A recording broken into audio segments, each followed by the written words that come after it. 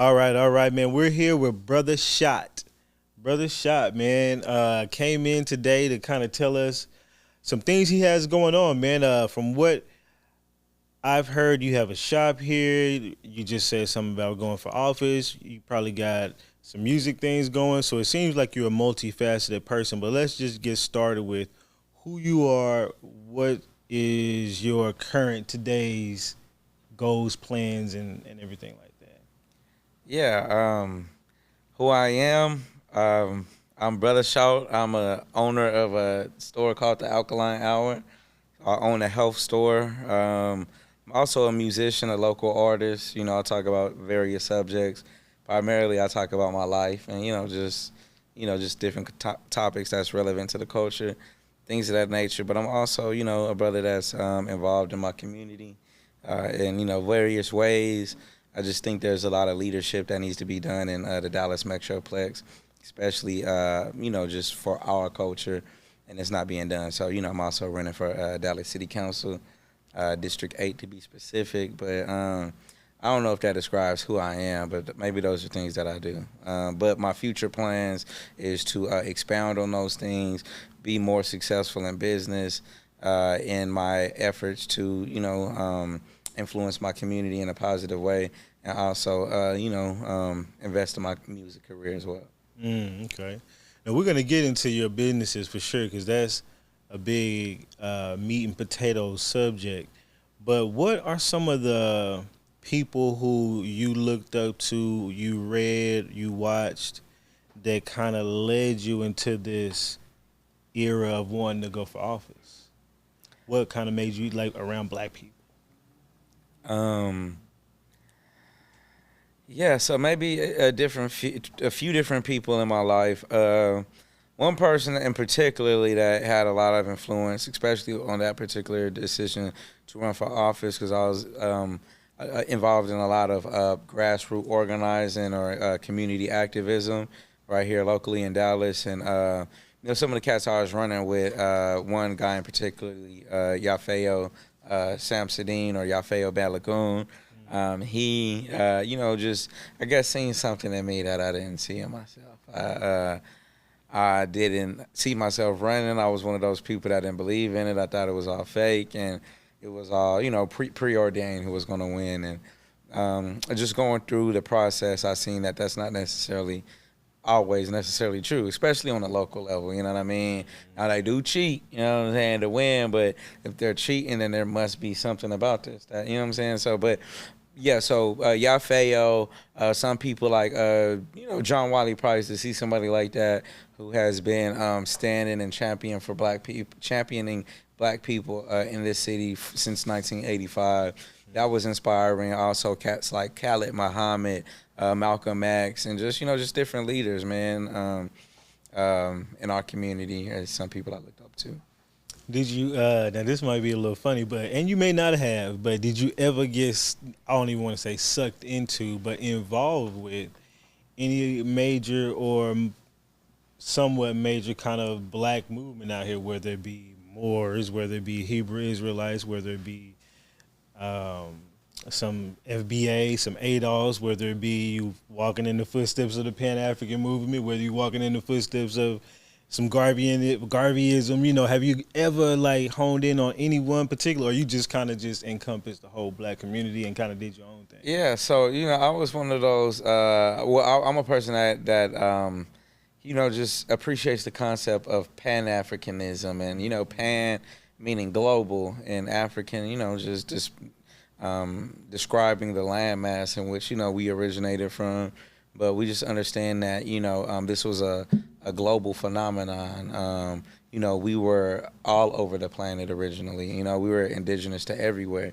And we were the first to circumnavigate the planet as well, to leave Africa and go explore other places as well. So to be able to experience that and just connect that with that, it just encompasses all different aspects and diversity of black culture and black cultural movements. You know what I'm saying? Right. So it's just like even in Africa, like Africa is not a country; it's a continent with different countries, and even within their countries, their cultures are extremely diverse. So. Even in the Pan Africanism or Black cultural movements, there's diversity. I didn't particularly lean to one or the other. Now, however, I did run with the organization called GMF or Guerrilla Mainframe, and this was a community based More organization. local. Yeah, for sure. Yeah, I But like we that. would feed the community like places like the Oasis or the Pinks or BFL or Highland Hills, Pleasant Grove. Like Real so, hands we on. going into the trenches. You feel Yeah. me? Turner Courts, in the South. You know what I'm saying? So like we really we even go into Stop Six in Fort Worth, you feel me? Las Vegas, you dig? So we really go into the really notorious, highly affected communities, doing things like feeding them, clothing them, also doing self defense training, working out, firearms training, different firearm safety training, and different things like that. We also led a patrol in the Greens on Highland Hills, one of the most notorious apartments in the city, and we significantly decreased crime. We weren't coming over there on no police shit. You know what I'm saying? We was coming to the community with love. Just with some presence. Yeah. Just being an extra, layer of support for the community that we don't have. You know what I'm saying? Like when we live in certain environments, like nobody care about us. So just being able to be that element, in our community, those specific communities, man, is dope. But other than that, like that's what I would say. That's what I was a part of. I like that, man, because it shows that you're more of a like hands-on activist. You have a few different types out there. I feel like you got your people who are online mostly, and I don't discount those because you got people whose voices speak so loud online that it reaches Right. the local news. It Right. reaches Congress and stuff like that. So you got those, but you also got those people who will be like, man, if online, I need to be in the streets because some of those people online should be in the streets too. Some of y'all need to get in the streets, but some of y'all, it's okay. I understand. You can't get out there like that. You got corporate jobs and stuff like that. You kind of got to play it safe. So I do like that the hands-on activism gives you a different frame of mind when looking at legislation. We're looking at solutions for the community in the future. So I do like that, and then the fact that kind of can segue us into your business because now you have an idea of community. Now you have an idea of community. Now you can. Is that part of your why when it came to building the business besides the health part? Like, why am I doing business? Well, for me specifically, it was more like a lifestyle. I guess just monetizing my lifestyle and my journey that I was on. Just people really close to me dying, early, prematurely, and that just affected me in a certain way, and also motivating me to not, try to go out like that. So I decided to change my health. I thought I might die from cancer because my people died from cancer and it runs in the family, and so I was just motivated from that to do something different, at an early age. So that's specifically what happened for me. But just while I'm on the journey of changing my life, I seen other people was on the same path that I was on, and looking for the same products and things, resources that I was looking for. In a city like Dallas, it's really scarce. Like there's pockets of people who are into this stuff, but we had to buy it online for the most part, or go to Atlanta or somewhere like that to get access to these things. So just being able to see an opportunity to help people along their path while I was on mine too is where my business was birthed. I like that. Okay, so let's talk about. Tell the people what is your business. What do you do? What do you sell? What are your services? What do you offer? Hey man, we are the Alkaline Hour. We sell natural herbs, medicinal seeds, and flowers to get to keep your life together, man. Unfortunately, we're dying disproportionately due to different health disparities. What if that is heart attack, stroke, diabetes, cancer, you name it, man. Our communities are highly afflicted. Actually, so Parkland Health and the Dallas County, they got together in 2019, did a what they call that comprehensive health survey on all the residents in Dallas County, and you know the county is bigger than the city. Okay, um, they basically came up and said if you live south of I-30, your life expectancy is less, 30 years less than your counterparts that live above I-30. Okay, so that's basically what we're in. 75216 is one of the most top 5 unhealthy zip codes in Dallas. That's where my store is. You know, That's down before retirement. yeah, not fact. So we're trying to change the health narrative in our city. You know, Anna, bro, we have a lot of people that travel, that fly in, that drive in, that we ship across the country, things of that nature too. But we're definitely trying to change working towards changing the health narrative in Dallas. Man, that's huge. Yeah, that's 30 years. That's like missing out on retirement completely. Like working all the way and then being like, well, I guess that's it. You know what I It mean? happens all the time, bro. Happens all the time, every day. Yeah, and I seen that, and you know, I went vegan long ago. I've been pretty bad at it here recently, but I was vegan pretty straight for almost a good 10 years. And my journey pretty much started kind of like what you said, like whenever you going into deep diving about subjects and different things and things happening in your life, it's just kind of a culmination of things that happen. You're looking something up, something happens to you, you look this up, it brings up this, and you're like, who is this person? Sabi. Looking at this guy, Dr. Leala Africa, what is he talking about? You know what I mean? And next thing you know, you deep diving down rabbit holes, and then you wondering like, how come I didn't know about this information before? Right. You know what I mean? And it gives you joy when you start actually applying it to your life, and then it starts making changes and affecting you, and then you want to actually present that to the public as an option and as a business. And I think that's the best kind of way to do business.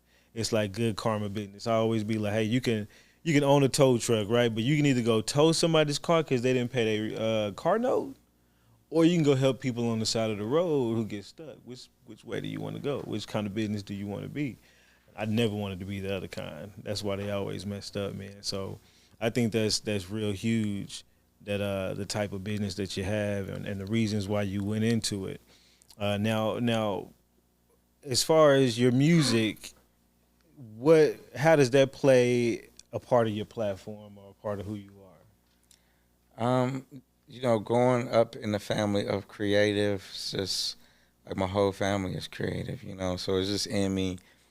Before I had a concept of health or a concept of business and entrepreneurship, it was always arts and music. I have other talents and arts and skills, that I have, but music is just like it is who I am, a part of who I am for sure. Like, what if I'm just humming stuff or freestyling or just, it's habitual, long story short, It's something I've been doing, my dad has been doing, may have instilled in me.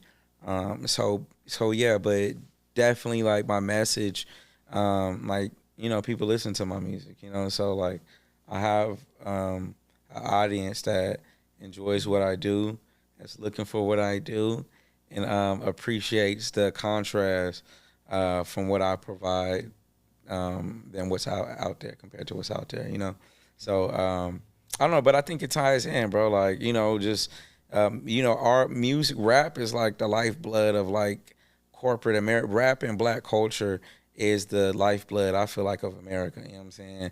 And a lot of the world.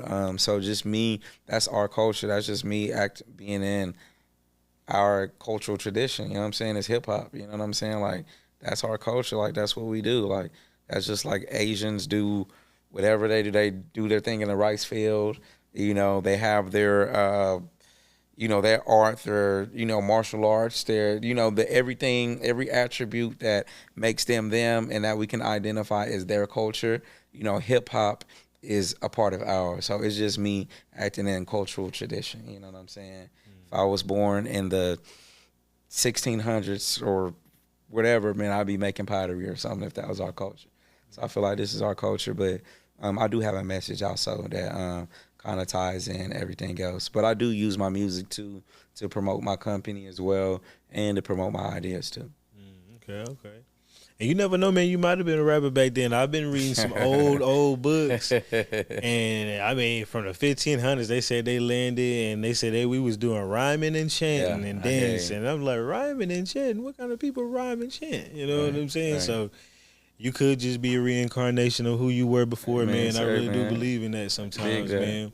So like, when you have music, there's always hurdles in getting it to the public, but now you're doing a campaign. What are some of the hurdles you think is going to be getting your campaign to a wide audience to be able to vote for you? Really, it's the same thing with the music, man. It's the finances, you know what I'm saying? Like, and reaching the people, like, even if you have a strategy, well, one, you have to have a strategy, whether if it's the music or the campaign, but even with the strategy, you got to be able to finance it, you know what I'm saying? So that's it, just being able to people, attract people or businesses or entities that, want to finance my vision, you know what I'm saying, in my platform, in my campaign, and people that want to my energy and my ideas, or see me as a person that could bring their ideas, to a platform. But at the end of the day, bro, it's all going to be money. You know what I'm saying? Like, to run a successful campaign, bro, like, you got to have at least like $50,000. You know what I'm saying? And so just to be grassroots and, to be like the youngest person running in the city for office, sometimes people don't, and not necessarily knowing who you are, people don't necessarily take you serious, you know what I'm saying? Or, they just not ready for somebody like, me, you know what I'm saying? Yeah, you feel me? So, those are the hurdles. That, the finances, and dealing with these old niggas, you know what I'm saying? These old folks. Because at the end of the day, bro, like, they talk about young people they talk about young people this, young people that. Like, I was the youngest person in the city. I was like 26 when I first ran. You feel me? And a lot of those old people in Oak Cliff, Camp Wisdom, and PTP, Redbird, you know what I'm saying? Highland Hills, man, Mountain Creek, Keithwood, you know what I'm saying?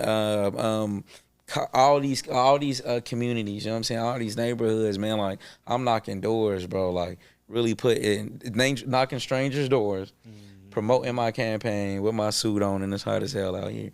But they just like looking like, they're not seeing that you have a young person that's interested, you know what I'm saying, in this realm, you know what I'm saying? I'm somebody that could be molded, you know what I'm saying? I'm somebody that you can be approachable to, but just because I look like me in the shell that I'm in, like, you know what I'm saying, the same people that play you. But despite knowing that the people that they are continuing to vote for are toxic to our communities, you know what I'm saying? I mean, Yes. nah, for real, like, but like, this is real story, real talk. You know what God I'm damn saying? it. But like, beyond that, like, this is like, everyday people that have the power to change our communities. Like, we don't even gotta wait on a politician because we have the power.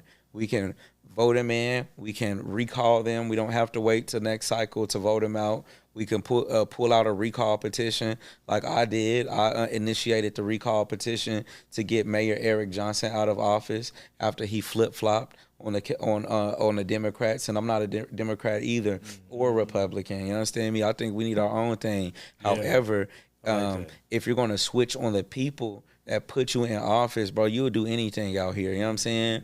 So you're not for the people. So my recall petition was unsuccessful. However, we needed like 100,000 votes or signatures in 60 days. Oh, that's a lot. Yeah, you know what I'm saying? It's not really likely if you're not finna, once again, if you don't have the finances behind you. But anyways, bro, like, I do say that the finances is the obstacle, and then the hurdle is these old people that continue to vote these same people that's not doing anything, that's sucking the resources from our community, from the South, sucking our resources from South Dallas or the southern sector of Dallas, and being yes man to the people in the north. You know what I'm saying? I mean, because y'all get y'all 300, $500 million projects. Where's ours at? You know what I'm saying? We don't see it in Glendale. We don't see it in Redbird. They doing what they doing to the mall. You know what I'm saying? And that's cool and that's dandy, but like, you know, or Redberg Mall, Southwest Center Mall, you know, that's cool. But, you know, it's like when you go to these city council meetings, bro, like you hear on Wednesdays in Dallas City Hall and 1500 Maria Street, you go and you listen to them, bro. They're talking about all this money that is not going to us, bro. And when you hear these numbers, these dollar amounts, that should have blow your mind, bro. You know what I'm saying? And these people, these city council people, these elected officials, they have the power and the influence to do great good in our communities. But, you know, these old niggas keep voting them in. And they see somebody like me in there. And they want to, you know, look me up and down and, you know what I'm saying, question me and all of that, you know. But anyway, so I had somebody actually walk up. I knocked on his door, and he asked me, "Oh, you 26, man. What you know about life?" I'm like, damn. Okay. You feel me? I know enough to come to my elders and ask for counsel. You can't do that with these jigaboo niggas. Because they going to the white man for counsel, not you. Goofy, you know what I'm saying? But anyways, you know, but those are the two obstacles, is these niggas and the finances to run a successful campaign and really bring change in the southern sector. No, that's real, man. And, you know, me, I would have a whole lot more back and forth with it if I was from here. I'm actually from Oklahoma. And in Oklahoma, I was really heavily involved in, like, a lot of activism out there and stuff and protests and different things. And always watching different. I went to a couple of city council meetings, but I did some virtually, but I should have did more. But I definitely knew a lot. I was always reading the plans when they came out with plans for like revitalizing certain areas and stuff. And a lot of times that money is just funneled back into, you know, some white developers' hands, and then that goes into some construction. Whoever wins that construction construction contracts hands, and then that goes into, eventually none of that money really makes it to the hands of the people. Maybe a few jobs come out of it if they throw some black people in those jobs. You know some people might get a few contracts here and there, you know, but at the end of the day, it's you know, just because you don't live here or you're new here or not from here, you know, as a man, you know, we have to be able to, like, do you want another man to be able to make a decision to where you and your children, your wife are able to eat and able to live? You know what I'm saying? So we have to get involved. Like, we have to. These people are pushing us out of our communities. And as a man, how are we going to sit there and look at our wife and say, hey, baby, well, I'm sorry, I wasn't at the meeting. I ain't know what they was finna do. You know what I'm saying? So, you know, I just feel like we got to get involved, you know, and I'm not talking about you personally. But as men, like, all of us, like, we have to get involved in the politics, because these are people that don't like, and not all of them are white. Some of them look just like us, you know, but, like, you know, they're making decisions for us, you know, in our families, and we don't know what the fuck they said because we're not there. We don't know what decision is made, and they've been planning for our community specifically for generations ago. So we're late, you know what I'm saying? We're not even at the meeting. You know, we weren't at the meeting 20 years ago. So even when we do start showing up, we're 30 years behind. You feel me? So, you know, we got to get involved for sure. Now, I know what you mean. I listen to a lot of different people, and like one of my people I listen to, Jason Black, and on this particular podcast, he was talking about, I forgot what city it was, could have been Chicago, where a company was awarded the contracts to take over the parking meters. It might have been in Chicago, and it was some Middle Eastern or some foreign-owned company, you know what I mean?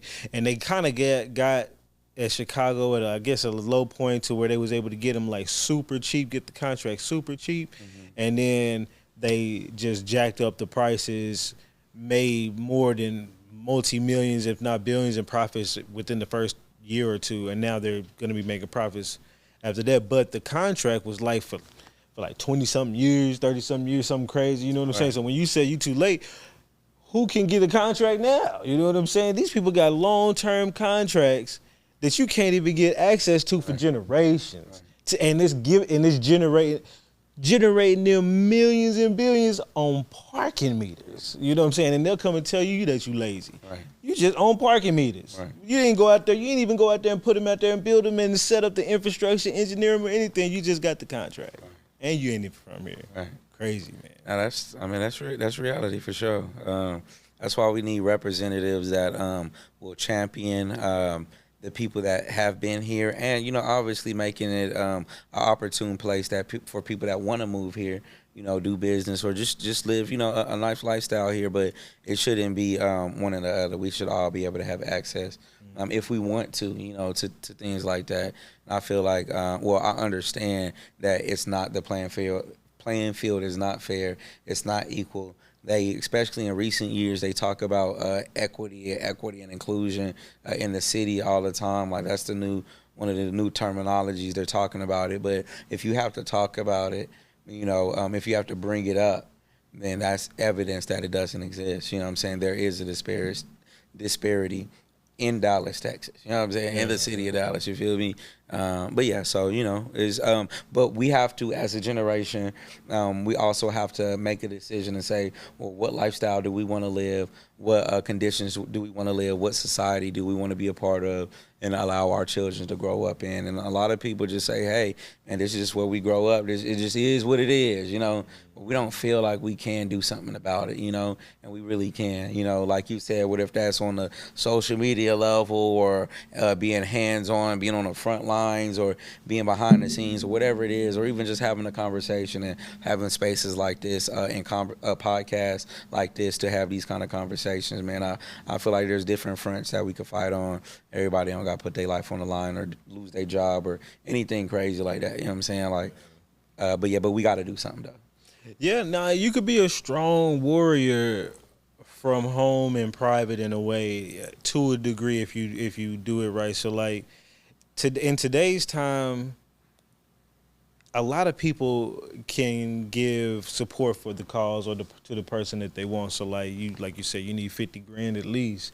If you have nowadays, back in the day, it'd be hard for you to culminate 10,000 niggas in one area and be like, hey, I need about, can y'all hand a nigga $5 each? But online, you know what I'm saying, we have the access to do that. So you got people who have these grassroots movements that have raised over $1 million, couple $100,000 for their projects. Some have done people wrong, some haven't. You know what I'm saying? That happens on everybody's races. I don't put that on any race. White people be doing that way more than we do. Right. But you have these options that you didn't have before. And so the person sitting at home, like me personally, like I listen to nothing but just a bunch of different black people podcasts, you know what I'm saying, whether they're all the movements that you hear about, I've done heard everything about them, done listened to almost most of their leaders and stuff like that. But besides just being a listener, I also donate to certain people's campaigns, not just once here and there, like a monthly contribution. Right. I try to tell people like this one guy, Marcel Dixon in South Carolina, is one of the guys that I actually support, and $40 a month. Now that might be a little hefty for some people, but I was like, hey, if 2,000 of us put in $10 each, that's what's that, about 20 grand a month? 2,000 people times, so yeah, 20 grand a month. That's way too much what you need. But that if you had that access and you had that funding, and people like if people would just had like, hey, look, every year I'm putting $50 a month towards people, and I'm gonna parcel that shit out to 20 candidates or whatever. I think people can really make a bigger change and be able to fund campaigns like yours.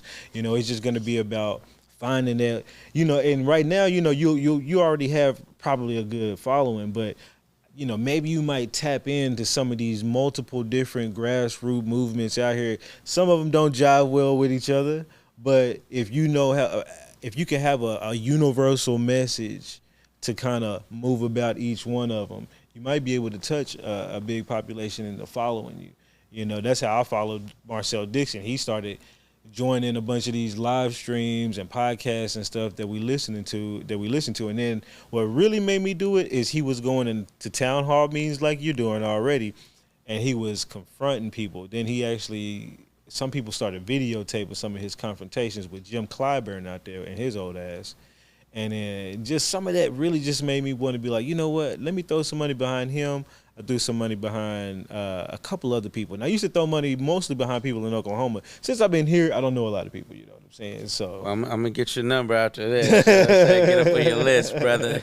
yeah, man. I mean, you know, you have a website, Yeah, for sure. policy. What are some of your policies in your platform? Long story short, bro, I'm pretty much focused on overall economic development in the southern sector. We don't want to have to be forced to go all the way to Deep Ellum, to downtown, to Cedar Hill, Duncanville, or even Bishop Arts if we don't live on that side of Oak Cliff, to have a fine dining experience. You know what I'm saying? I never thought about my bad. I never thought about it because you know I'm new here, but Dallas has been coming up. They always think Dallas is coming up. Look at this, everything's being built. But I never think down here ain't nothing being built like that. I didn't think about that. But keep going. Yeah. So it's yeah. You know, we just have to go outside of our community to have a fine experience. You know, there are people with money that want luxury in Dallas or in Oak Cliff or Southern Dallas, the southern sector, period, you know, or even if not luxury, like you're just having a safe meal, you know, a safe eating experience without no crackhead asking you for 10. I don't even know. Should have said that. But somebody asking you for, you know, some money outside, you know, they checking you, you know, or somebody having an argument outside or a domestic dispute and you're not knowing if you need to duck and get your family away from there. You know what I'm saying? Or just to have quality vegetables like in Highland Hills, man. They got the have you ever heard of the food basket? Exactly. You know what I'm saying? Like, why y'all bringing that over here? We want a quality, reputable grocery store. Even on That's a grocery store called Food Basket? Yes. And if you ask anybody that lives over there in the greens or the pink, anybody that depends on that, because everybody can't drive out. You know, some people still are dependent on public transit. But, you know, people depend on this, and, like, the produce is old. Everything is overpriced. They're taxing in our communities. That's number one. Two, the food, the produce, and the meat is spoiled. It's spoiled, and y'all overcharging people for this who can't already afford it. You know what I'm saying? So it's a lot of even Cash Saver Plus, Cash Saver more. The old Fiesta on Loop Ledbetter. You know what I'm saying? Like, they have also other locations too.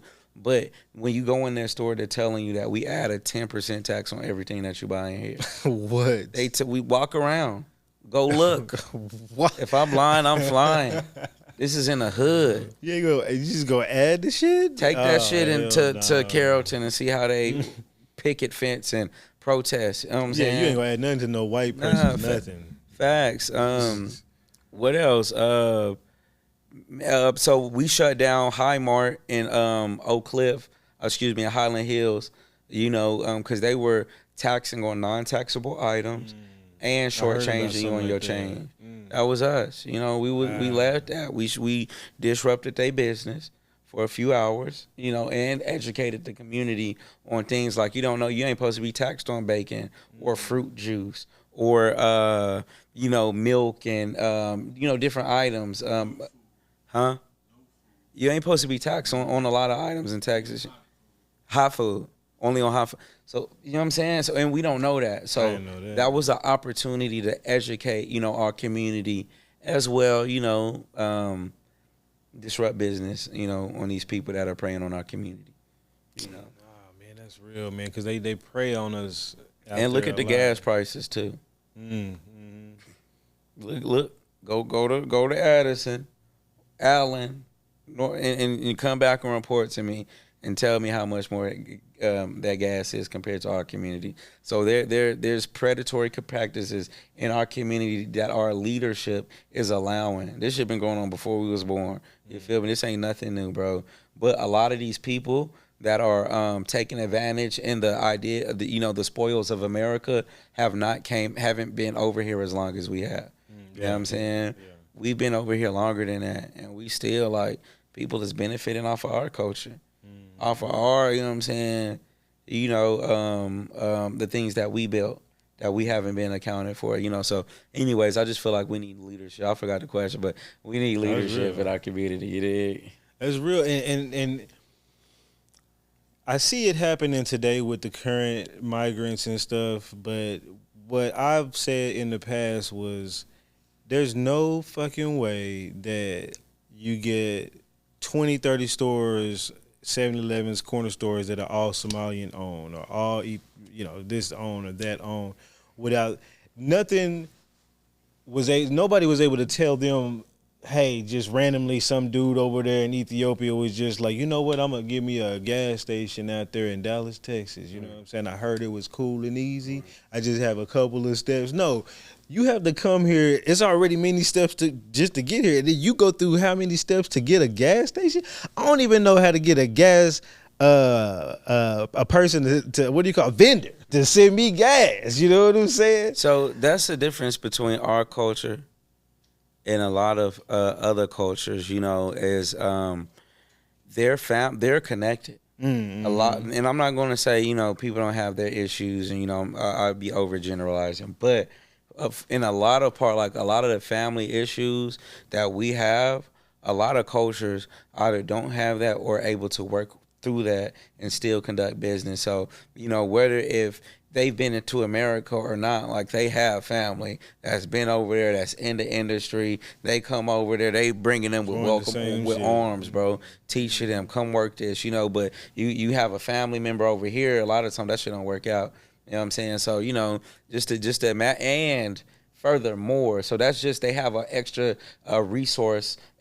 layer of resources in terms of education and access to how to maneuver in different industries. What if that's the gas industry, the convenience industry, the goddamn hotel industry? They in all of that. You know what I'm saying? But furthermore, in our communities, like we just don't have that. You know what I'm saying? Like.